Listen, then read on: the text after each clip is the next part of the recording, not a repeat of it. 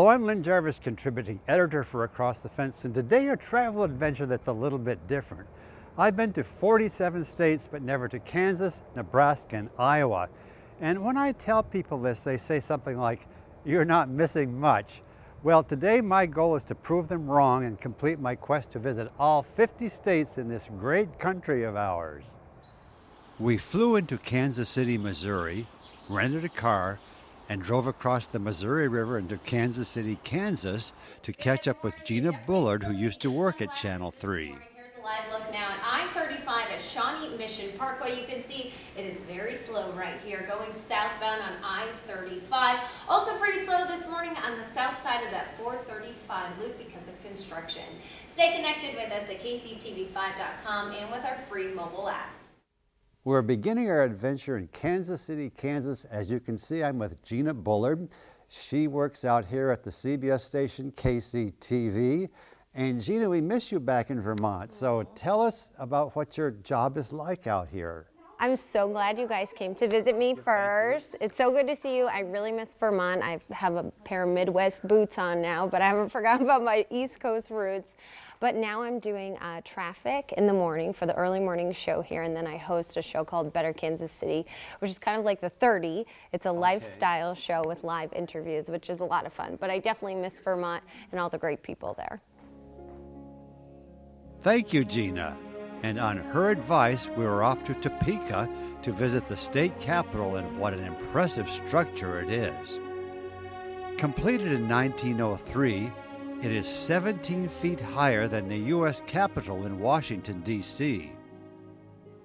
Stepping inside, you are awed by the grandeur of the place.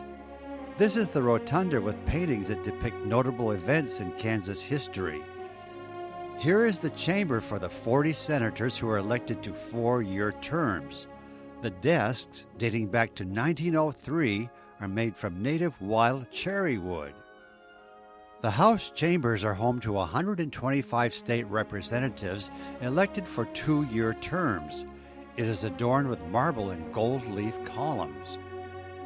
And crowning this 5-story structure is this dome composed of 265 glass panels and a 900-pound chandelier that illuminates murals and statues below.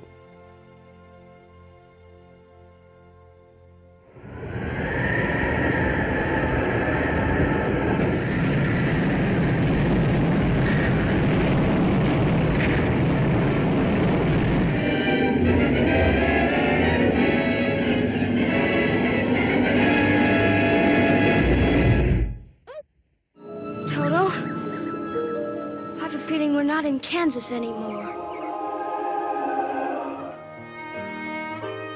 Kansas and Oz have always gone hand in hand, and in 2004 the Oz Museum in Wamego opened its doors, and it did not disappoint.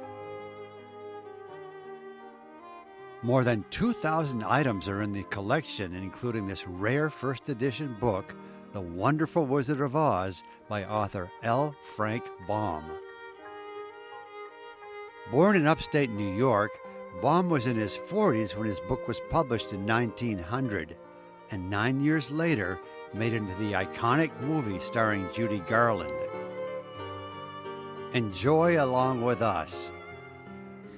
Somewhere over the rainbow, bluebirds fly. Birds fly over the rainbow. Why then, oh why can't I?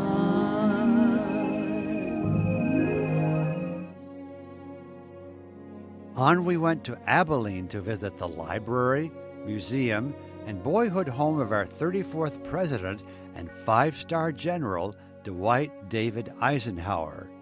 Coming from humble beginnings, this is where he lived with his 5 brothers and parents until he was accepted to West Point at the age of 20. The home remained in the family until his mother's passing in 1946, when it was deemed a National Historic Site. The 22-acre memorial now includes the Presidential Library and this 11-foot bronze statue that stands in the center of the campus. One could spend hours in the Eisenhower Museum, built from Kansas limestone, that covers his extensive military career and rise to the presidency of the United States.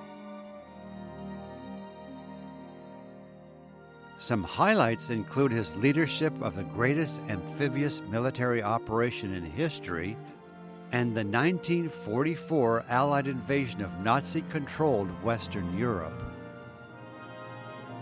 His administration initiated the first civil rights legislation in 1957, and also both Hawaii and Alaska became part of the United States. And concluding our visit is the place of meditation, a small chapel that is the final resting place of Dwight David Eisenhower and his wife Mamie, along with their firstborn son, Dowd, who died of smallpox at the age of 3.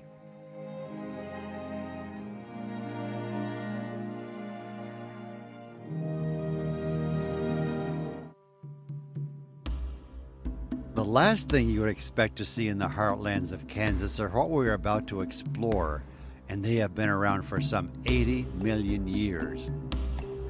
Rising from the plains near Oakley are monument rocks that rise 70 feet into the blue sky, reminding me a bit of Stonehenge in England. Except these are not man-made. They were formed when the area was once covered by the Niobrara Seaway that extended from the Gulf of Mexico north through Canada.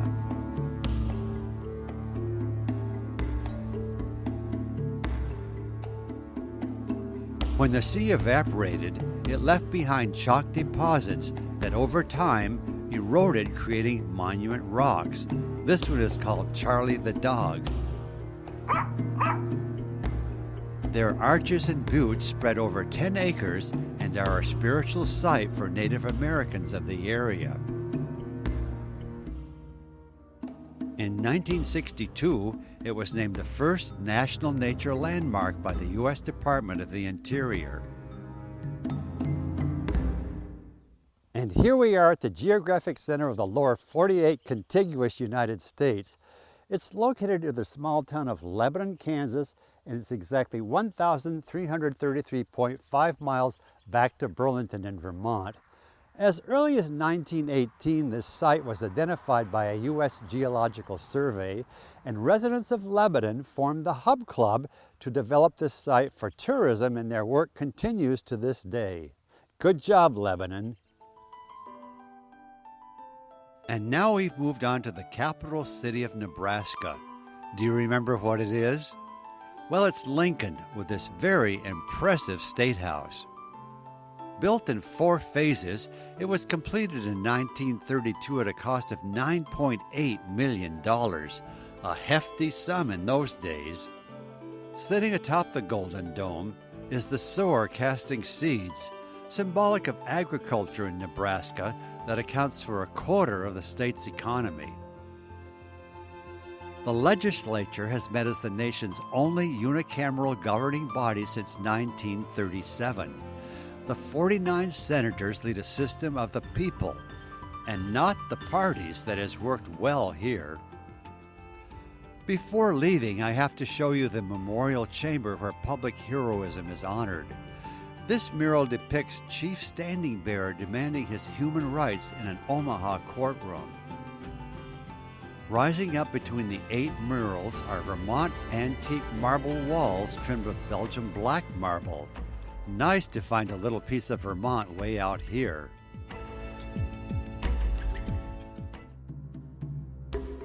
Next, we were off to the Ashfall fossil beds. I've never seen anything like them before, and for me, it was a sad but fascinating story.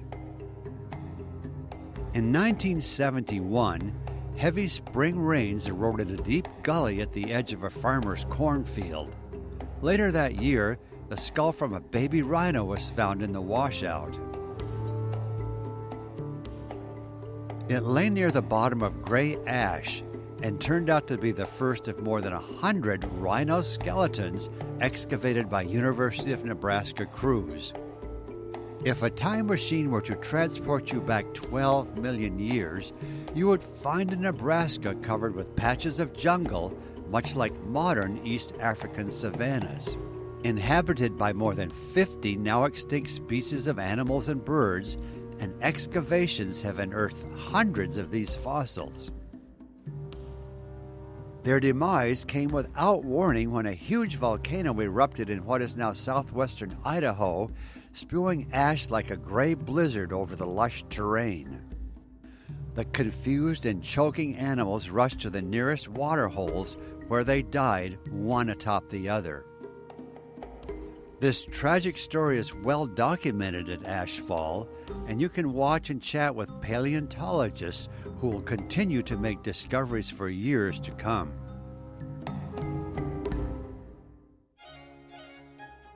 From here, it was on to Des Moines, the capital of Iowa, and my quest to visit all 50 states was achieved. I have been impressed with the state capitol buildings out here, and Iowa's is no exception with its 5 domes. The 23-karat gold dome, now under restoration, rises 275 feet above the Capitol grounds. Entering the building is a grand experience. Completed in 1886, it is a showcase for art and many historical artifacts, and a splendid place to view the Rotunda Dome and its suspended flag, a reminder of Iowa's efforts to preserve the Union during the Civil War. This marble and granite stairway leads you to the second floor with the House chamber to the right and the Senate to the left. Next, we headed for Ames and the Ryman Gardens on the campus of Iowa State University. This is the football stadium for the Cyclones that can accommodate 60,500 fans.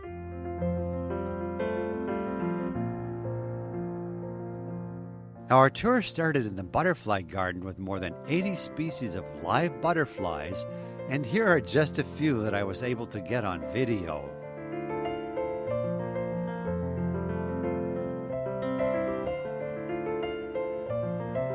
This is the Atlas moth, the largest in the world, found in the tropical forests of Southeast Asia.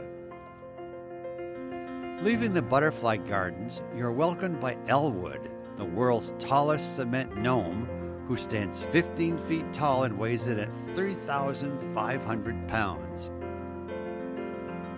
Every year, Ryman Gardens has a different theme, and this year it celebrates water that sustains all life here on planet Earth.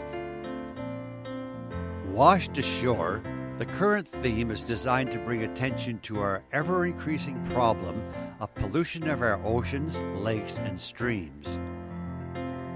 To do this, artists have created 10 sculptures made of trash taken from beaches and riverbanks to illustrate, in a very creative way, the seriousness of what is happening.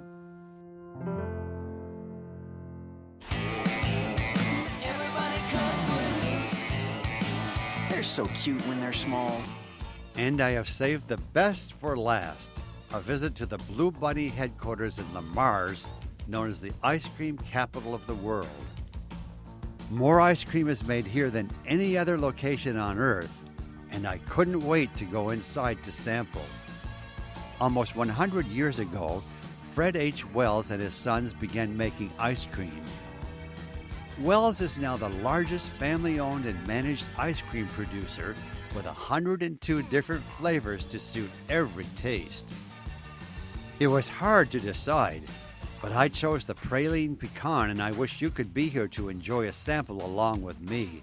It was so good. And now here's a look at some of the cute things in the Blue Bunny souvenir shop.